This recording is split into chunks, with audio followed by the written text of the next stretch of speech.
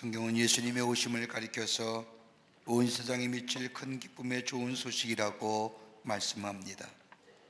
특별히 오늘 읽은 누가복음의 말씀을 가만히 읽어보면 누가복음의 저자인 누가는 복음이 무엇인가에 대하여 우리에게 말씀을 통하여 설명하고 있음을 보게 됩니다. 오늘 누가복음의 서두를 보면 누가란 사람이 데오빌로 각하에게 편지 쓰기를 복음이 무엇인가 복음이 전하여 졌다고 이야기하면서 복음은 다름이 아니라 예수 그리스도시요 참된 기쁨의 소식 또한 예수 그리스도시요 그리고 예수님의 이 땅에 오심과 죽으심과 그리고 부활하심에 대한 말씀을 할 뿐만 아니라 다시 오심에 대하여 말하고 기록하고 있음을 보게 됩니다. 누가는 다른 건 얘기하는 게 아니라 복음이 무엇이냐? 예수 그리스도라는 겁니다. 인간을 구원하시기 위한 하나님의 방법은 하나님께서 직접 인간의 몸을 입으시고 이 땅에 아기 예수로 태어나셔서 십자가에 못 박혀 죽음으로 우리의 죄를 씻어주는 것, 그리고 우리에게 영생을 허락해 주시는 것, 이것이 인간을 구원하기 위한 하나님의 계획이었다는 겁니다. 그래서 성경은 예수의 오심에 대하여 특별하게 기록하고 있는 것을 보게 됩니다. 예수님은 나심이 아니라 오심이라는 겁니다. 저 하늘의 보좌를 버리시고 인간의 몸을 입으시고 이 땅에 오셨다는 겁니다. 또 하나 있다고 한다면 우리 하나님은 기다리시는 하나님이 아니라 찾아오시는 하나님이시라는 겁니다. 우리에게 선수 인간의 몸을 입으시고 우리에게 찾아오신 하나님. 또 하나 있다고 한다면 되심입니다. 인간의 몸으로 성육신 하셨다는 겁니다. 그러게 예수님의 이 땅에 오심은 그냥 일반적인 매해마다 맞이하는 성탄절의 그런 의미가 아니라 역사적 사건이고 신앙적 사건이고 계시적 사건이 담겨져 있는, 의미가 담겨져 있는 사건이라는 겁니다. 그러면서 오늘 본문의 말씀에 누가의 말씀을 보면 누가는 이렇게 이야기합니다. 그가 백성에게 왔음에, 다른 말로 말하면 메시아가 이 땅에 오셨음에도 불구하고, 복음이 이 세상에 왔음에도 불구하고 복음이 무엇인지도 모르고 복음을 저들이 영접하지 아니했다고 말합니다. 누가복음의 저자인 누가는 오늘 본문의 말씀을 통하여 정말 메시아를 영접하는 사람이 어떤 사람인가에 대한 초점을 가지고 가장 어두웠고 가장 캄캄했던 그 시대의 정치와 종교의 중심지였던 예루살렘을 배경으로 희망 없이 살아가는 사람들에게 복음이 무엇인가? 왜 기쁜 소식인가? 무엇이 기쁜 소식인가? 그리고 어떤 사람이 참 메시아를 영접할 수 있는가에 대해서 두 사람의 인물을 통하여 우리에게 말씀으로 가르쳐주고 있습니다. 한 사람은 시므온이라고 하는 나이 많은 어르신과, 그리고 남편과의 결혼생활 7년 만에 남편과 사별하여 홀로 건 80여생을 산 안나란 할머니를 통하여 메시아라 오시는 이를 어떻게 영접했는가, 메시아를 영접하는 사람이 어떤 사람인가를 우리에게 말씀하며 예수 오심의 기쁜 소식을 우리에게 전하고 있는 것을 보게 됩니다. 내일이면 우리 주님이 오십니다. 아니, 오늘 밤에 그 주님 어떻게 우리 안에 모시고 주해 주시는 기쁨, 온 세상에 미칠 큰 기쁨의 좋은 소식이 될 그런 메시아를 영접하고 메시아를 받아들인 사람이 어떤 사람일까요? 오늘 이 기쁜 소식이 여러분과 저 가운데 넘쳐나는, 그러기 위해서는 메시아를 영접하는 하나님의 귀한 삶, 하나님의 사람, 복음의 역사를, 복음의 능력을 경험하는 여러분과 저와 되시기를 먼저 주의 이름으로 축원합니다. 첫째는 오늘 본문의 말씀에 하나님의 위로를 기다리는 자라는 것. 오늘 본문의 말씀을 보면 예수님은 유대율법을 따라 이 땅에 오신 지 8일 만에 할례를 받으십니다. 그리고 출산으로부터 부정이 끝나는 날에 정결 예식을 행하기 위하여 요셉과 마리아는 예루살렘 성전으로 올라갑니다. 그리고 그들은 가난한 사람들이 드리는 예물인 산비둘기 또는 집부들기를 한 쌍을 제물로 드리기 위해서 사가지고 성전을 들어갈 때에 그때 시므온이란 사람을 만납니다. 성경은 시므온에 대하여 이스라엘의 위로를 기다리는 자라고 소개하고 있습니다. 여러분 성경 말씀을 가만히 읽어보면 구약과 신약의 성경 말씀, 즉 말라기와 신약의 마태복음이 같은 시대에 같은 시간대에 연결되는 것 같지만은 실제로 말라기에 쓰여진 말씀과 그 다음에 마태복음에 쓰여진 말씀의 시간의 차이는 무려 400년입니다. 예수님이 메시아가 돼서 이 땅에 오심을 예언했던 이사야 선지자의 예언의 말씀, 그것이 예언의 성취가 되기까지는 무려 700년이라는 시간이죠. 말라기 말씀이 전해진 후에 마태복음 이르러 하나님 말씀이 전해진 이 시간적 차이인 400년 동안 이스라엘 백성들은 겪지 말아야 할 일들을 겪고 수많은 사건과 아픔 가운데 지내게 됩니다. 마카비의 반란이라든지 하나님의 성전에 모욕당하는 엄청난 수치와 더불어 아픔의 시간을 보내기도 합니다. 그러나 그 무엇보다도 갈릴리 지역에 일어난 반란으로 인하여 자신의 동족들이 십자가에 못 박혀 죽는 엄청난 일을 당하게 합니다.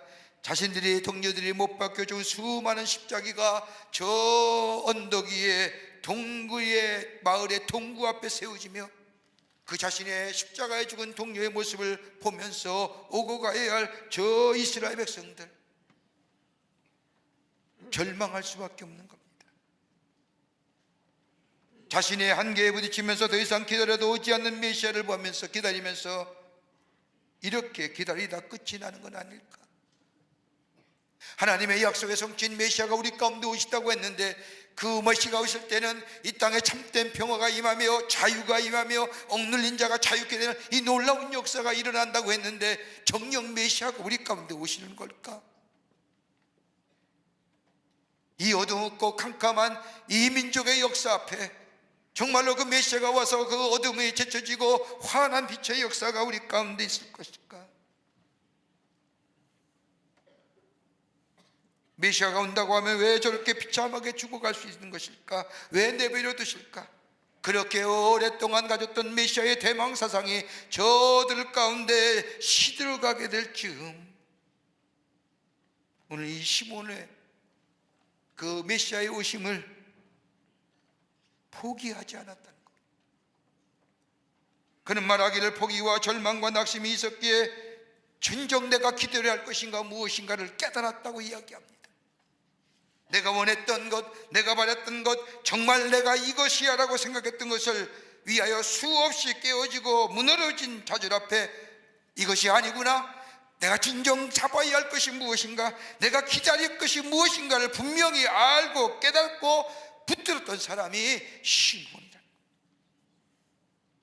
절망과 좌절해서 모든 것을 포기한 사람이 아니라 절망하고 좌절했기에 내가 붙잡아야 할 것이 무엇인가를 분명히 알았다는 겁니다. 그러기에 시몬은 예루살렘 거리를 다니면서 사람들에게 수없이 희망을 얘기하며 죄의 약속의 성취를 전하는 사람으로 살아갔다는 겁니다.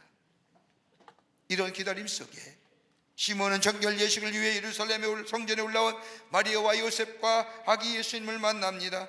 그리고 이 아기 예수를 시몬은 가슴에 품고 그 예수님을 찬양합니다. 그게 바로 누가복음 2장 29절과 32절의 말씀입니다. 주제요 이제는 말씀하신 대로 종을 편안히 놓아주시는도다. 내 눈이 주의 구원을 보았사오니 이제 만민 앞에 예비하신 것이요 이방을 비치는 빛이요 주의 백성 이스라엘의 영광이니이다 하니라. 다른 말로 말하면 지금 죽어도 여한이 없습니다. 주의 종을 편안히 가게 하옵소서라고 하는 찬양, 이 찬양은 저 라틴어의 책근을 따서 눈크 디미트스라고 부르는 이 시몬의 찬양은 마리아와의 찬양과 함께 큰 감동으로 다가옵니다. 시몬의 노래는 다른 것이 아닙니다. 하나님만이 우리의 구원자이십니다. 하나님만이 우리의 소망이 되시고 하나님만이 우리에게 위로하시는 분이란 자신의 품에 안긴 아기 예수를 보면서 하나님께서 내게 구원의 복된 소식을 주셨다고 하나님을 찬양하는 겁니다. 그런데 이 시몬의 찬양을 가만히 보십시오. 시몬의 찬양은 아기 예수님을 향하여 뭐라고 얘기합니까? 주제요.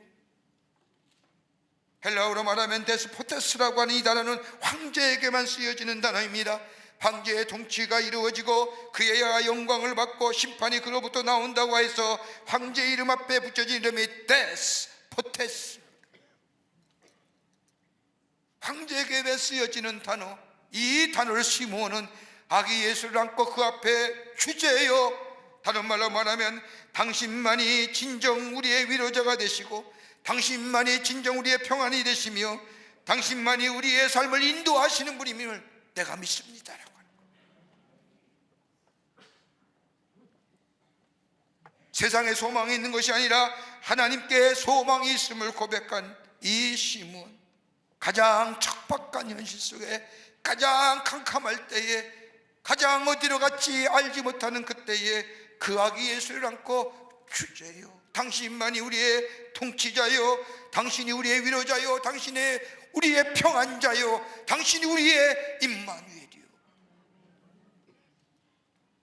하나님을 찬양했다는 겁니다. 제가 우연히 데려가다가 방송 가운데 간증의 이야기를 들으면서 참 제가 감동했습니다. 그 내용은 이런 겁니다. 어느 집사님의 가정이 있었습니다.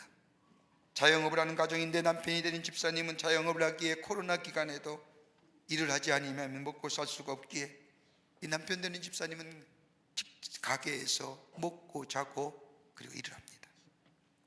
아내 된 집사님은 집에 아이가 셋이기 때문에 가정을 돌봐야 됩니다. 너무나 힘든 상황인데 옆에서 지켜보는 사람들이 생각하기를 저렇게 살다가 혹 나쁜 일이라도 생기면 어떨까 하는 걱정이 있었다고 합니다. 그러던 어느 날 아내 되는 집사님께서 집에서 빨래를 개는데 막내딸 아이가 부르는 찬송이 귓가에 들려옵니다. 그 찬송은 이 집사님을 하여금 깜짝 놀라게 했습니다. 그 찬송은 다른 것이 아니라 구주 예수 의지함이 심히 기쁜 일일세, 허락하심 받았으니 의심하주 없도다, 예수 믿는 것은 받은 증거 많도다.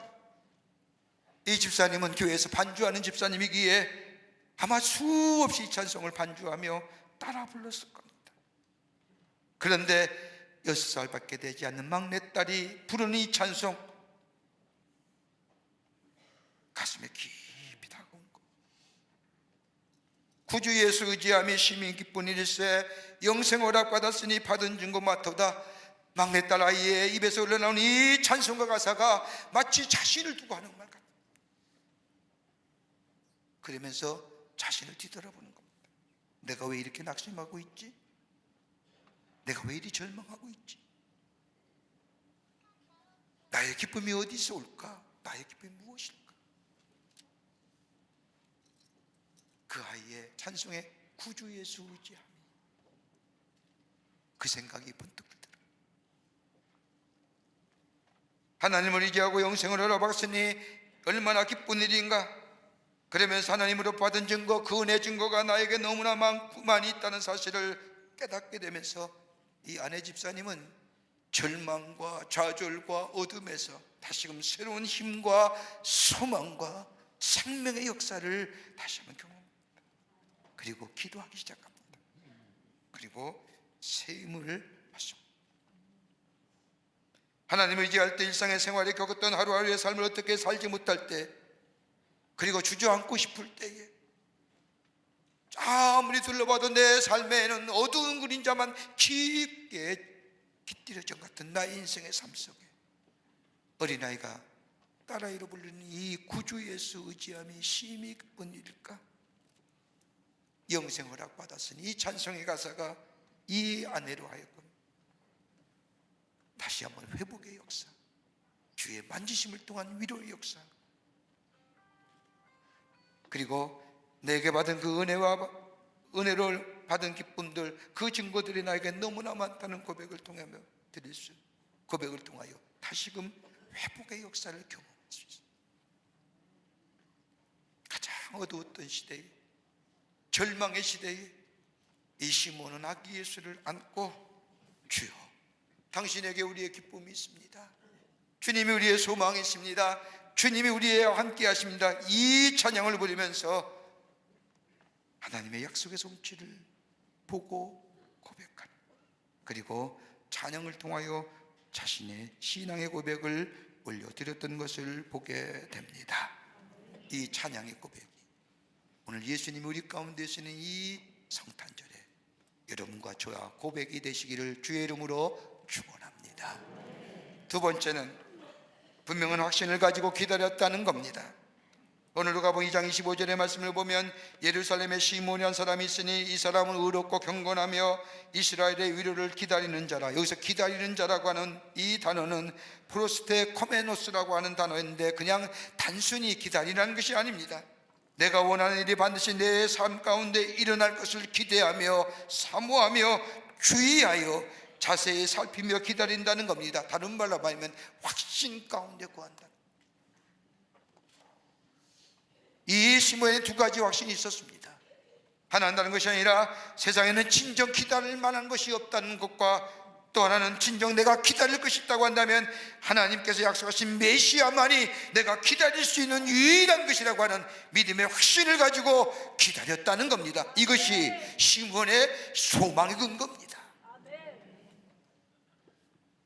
윌리엄 메이라고 하는 박사가 6.25 사변 이후에 북한군의 포로가 되었던 1,000명의 미군을 상대로 상담하였다고 합니다. 그 상담의 경험을 기록한 것을 보면 그 기록에 이런 이야기가 나옵니다. 강철이나 콘크리트 벽은 없었지만 정신적인 독방이 갇혀 완전히 고립된 상태였다. 포로들 사이에 극단의 절망이 자포자기의 병에 걸리게 만들었다. 이 병에 걸리면 포로들은 담요를 뒤집어 쓰고 막사의 구석에 홀로 쪼그리고 앉아 이틀도 넘기지 못하고 죽어갔다. 이 병은 다른 병이 아니라 미라스무스라는 병이다.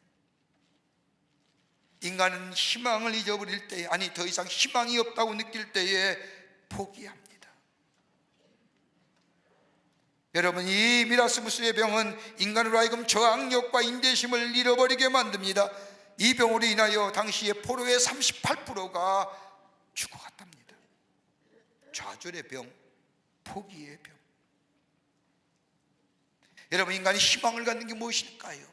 희망을 갖게 하는 것들이 몇 가지 무엇일까요? 여러분, 희망되기 위해서는 몇 가지 것들이 있어야 되는데 하나는 신뢰가 있어야 됩니다. 믿음이 있어야 돼요. 또 하나 있다고 한다면 존중받는 마음이 있어야 됩니다. 그리고 또 하나 있다고 하면 용기가 있어야 됩니다. 내 안에 신뢰와 존중받는 마음과 용기가 있을 때에 내 안에 희망이 있게 되고 희망이 내 삶 속에 역동성을 가져다 주고 앞으로 나아가게 합니다. 여러분, 지금 우리가 살고 있는 시대가 어떤 시대입니까? 가장 우리의 삶 속에, 우리 사회 속에 퍼져 있는 가장 부정적인 단어가 있다고 한다면 실망, 좌절, 이로 인하여 포기하는 것. 여러분, 우리 안에 기대했던 것이 이루지 않음을 인하여 실망하며 좌절하며 포기하는 것들은 그 실망과 좌절의 아픈 기억들이 우리 마음의 깊은 곳에 자리 잡고 있음에도 불구하고 내가 원하는 것, 기다리는 것 앞으로도 오지 않을 것인 줄 알면서도 무엇인가 기다리는 우리의 모습, 그러기에 반복적으로 실망하며 절망하며 포기하는 우리들의 삶의 모습.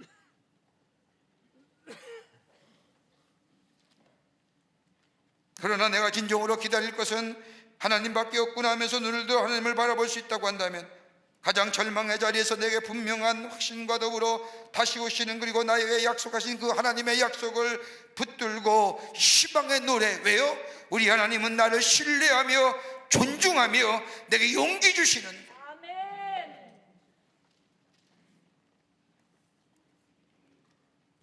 예루살렘 거리를 다니면서 절망하고 좌절의 삶 가운데 정말 붙들어야 할 것을 붙들으라고 정말 다시 오실 메시아의 주님을 바라보고 외쳤던 이 시몬 메치, 다름 아닌 그 메시아가 오시면 우리에게 새로운 미래, 평안, 위로, 그리고 우리에게 구원과 영생을 주시는 그 소망이 우리 가운데 있기에 시몬은 나가서 소망의 말씀, 희망이 되시는 메시아를 전했던 것을 보게 됩니다. 이게 바로 시몬이죠. 주님만이 우리의 기쁨입니다. 주님이 우리의 위로자가 되십니다. 주님이 우리의 소망이 되십니다. 이 고백이 있는 자마다 주제요. 끝으로 성령과 동행하는 삶입니다.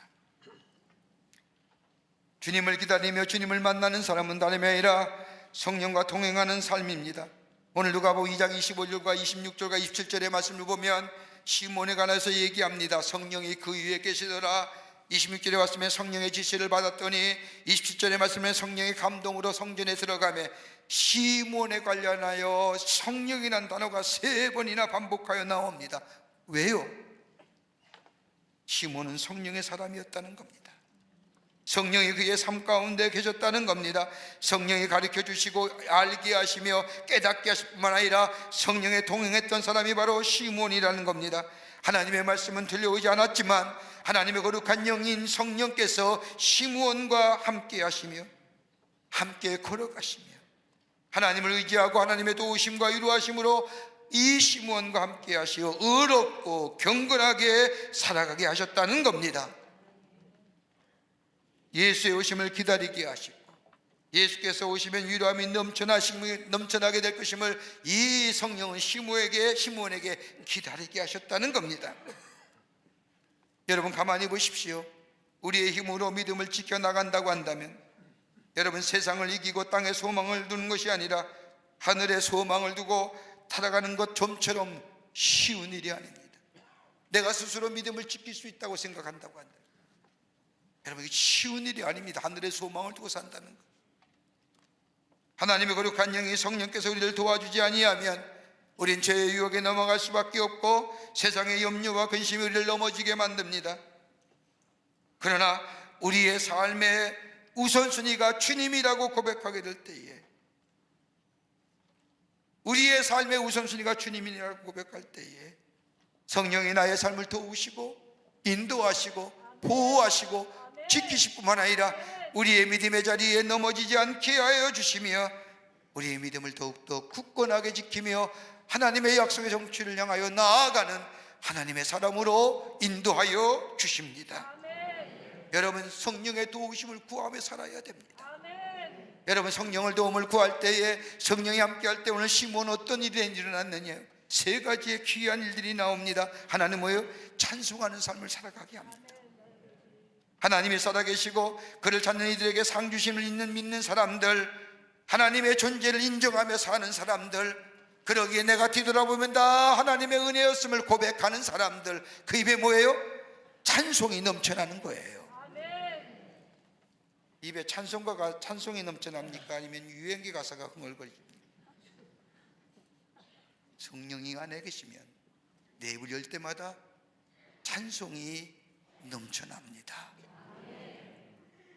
또 하나 하나님의 거룩한 영이 임재하시어 이끄시는 삶은 내 삶 속에 행하시는 모든 일들이 하나님이 하시는 일이라 인정하며 받아들인다는 겁니다. 그게 때로는 좋은 일이라 할지라도 때로는 안타까운 일, 슬픈 일, 좌절과 절망, 때로는 큰 고통 가운데 있다 할지라도 성령 안에 거하는 삶은 그 일조차도 하나님이 나를 위한 행하신 일이라는 것을 믿고 받아들인다는 겁니다. 또 하나 있다고 한다면 다른 사람을 향하여 축복하는 삶을 삽니다. 오늘 누가복음 2장 34절의 말씀을 보면 시몬이 그들에게 축복을 하라고 말합니다. 여러분 시몬 보십시오. 나이도 많고 힘이 없고 죽을 소망밖에 없는 이 시몬, 그럼에도 불구하고 이 시몬은 나가서 다른 사람에게 축복합니다. 그런데 우리가 다른 사람에게 복을 나누어 준다면 넉넉하고 풍성하며 마음이 넉넉할 때에 다른 사람에게 축복을 할 수 있다고 생각하지만 오늘 시몬 보십시오. 그거 가지고는 아무것도 없었습니다.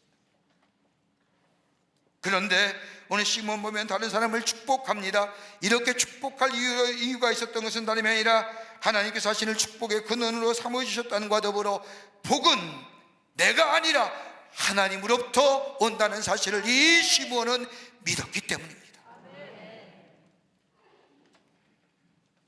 그 하나님의 축복이 나를 통하여 다른 사람에게 전하여지길 원한다는 사실을 시몬은 알았습니다. 나는 비록 어렵고 힘이 들지만 그러나 하나님께서 내 입술을 통해 내 삶을 통해 불평과 원망과 탄식이 흘러나가는 것이 아니라 나를 구원하신 하나님을 인하여 나를 통해 내리시는 하나님의 축복이 우리의 말과 우리의 삶을 통하여 다른 사람에게 흘러내려가는 삶, 이게 바로 성령이 충만한 삶. 그러기에 축복하는 겁니다. 내가 너를 축복하노라고 하는 찬송이 아니라 말과 행동이 하나님의 축복, 축복을 비는 삶으로. 성탄절이 되면 우리 교회는 하나님께 주신 축복을 다른 사람과 나누며 또 다른 공동체로 흘러내버립니다. 우리가 넉넉해서, 우리가 많아서가 아니라, 우리 주님이 이 땅에 오신 기쁨이 나만의 기쁨이 아니라, 나만이 듣는 복음의 기쁜 소식이 아니라 다른 사람도 어려운 곳에, 힘든 곳에, 가난한 자들에게, 이웃에게 들려줘야 할 기쁨의 소식, 만나줘야 할 기쁨의 소식이기에 우리 남성교회가 쌀을 2,000포대를, 여러분 슈박스에 1,300개를 만들어서 전 세계의 어린이들에게 보내고, 어제 우리 실험인성교회가 저 둔청동에가 연탄을 나누며, 왜요? 나만이 듣는 기쁜 소식이 아니라 나를 통해서 다른 사람이, 어려운 사람이, 힘든 사람이, 삶의 여유가 없는 사람이 들어야 할 이 기쁜 소식, 복음, 메시아가 오셨다는 소식이어야 되기 때문입니다. 어렵고 힘이 든다, 들어 지친다 할지라도 하나님이 아니 계시오? 하나님 계시면 이렇게 할 수 없어서라고 월명과 불평의 언어가 우리 입에서 나오는 것이 아니라, 그 가운데서도 여전히 하나님이 함께 하심을 믿고 하나님의 인도하심을 믿으며 하나님께서 부어주실 것을 바라보며 우리의 입술이 찬양의 입술이 될 때에, 우리 입이 감사의 입술이 될 때에, 이 찬양은 살아있는 찬양이요 생명력 있는 찬양이요, 우리 입술에 나가는 이 말이 생명의 언어가 되어 그 언어를 듣는 사람이 새롭게 소생하는 축복의 사람으로 살아가기를 원하시는 하나님이시기에, 오늘 우리에게 오늘 성령이 충만한 삶 시므온처럼 다른 사람의 축복을 비는 하나님의 사람으로 세워지기를 원하신다는 겁니다. 시므온은 주님을 보았습니다. 메시아를 보았습니다. 그분이 나의 구원임을 고백했습니다. 그리고 찬양했습니다.